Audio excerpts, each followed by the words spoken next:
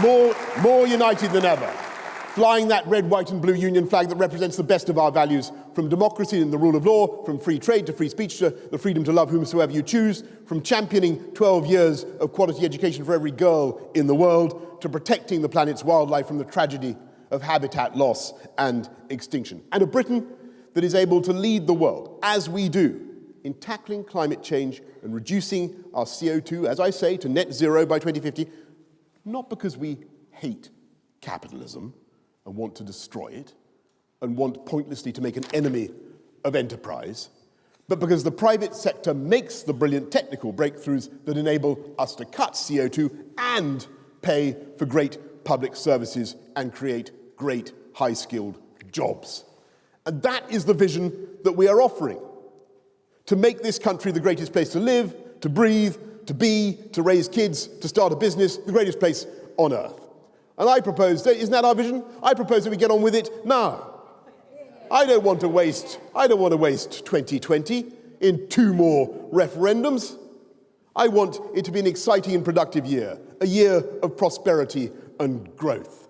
Do you want to wake up on Friday the 13th of December and find a nightmare on Downing Street? A Corbyn-Sturgeon coalition of chaos? I say, let's go carbon neutral by 2050 and Corbyn neutral by Christmas. Let's go. I think the biggest issue at this election is really whether people have any confidence in politics anymore. And I think the reason that confidence and trust in politics has been so undermined is because for 3.5 years, they've seen politicians engaged in constant prevarication, procrastination, dither and delay, when the people of this country voted to get Brexit done. And we are the only party.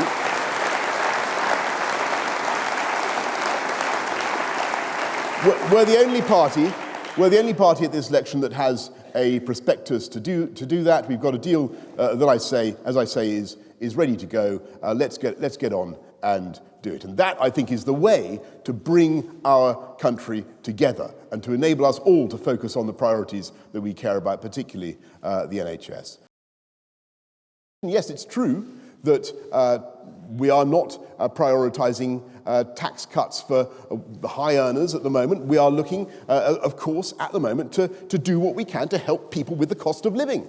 And that's why we're lifting up the living wage by the biggest ever amount. That's also why we're cutting national insurance contributions. And, and look at the difference between us and the Labour Party, who the only other potential Prime Minister, I'm afraid, at this election is Jeremy Corbyn, supported by Nicola Sturgeon. And every independent analysis I have seen suggests that his pledges, which are being added to every day, would lead to massive tax increases for people across this country. We're cutting taxes, managing things sensibly, putting huge investments now into the NHS and into public services. We will continue to do that throughout this Parliament.